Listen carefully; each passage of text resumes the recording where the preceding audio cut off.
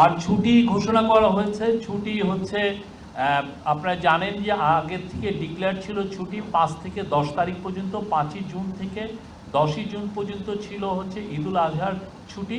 কিন্তু দেখা যাচ্ছে যে ওয়েনেসডে অ্যান্ড থার্সডে, যেটা জুন 11 এবং 12, এবং অনেক ক্ষেত্রেই সেইটাকে ছুটি ঘোষণা করে 17ই মে এবং 24শে মে এই দুইটা দিন, দুইটা স্যাটারডে সরকারি কর্মচারীরা বা যেগুলো আধা সরকারি বা অটোনোমাস এখানে যারা কর্মচারী আছেন তারা এই 2 দিন কাজ করবেন, বিনিময়ে এই 11 এবং 12 তারিখে এই ছুটিটা ঘোষণা হবে।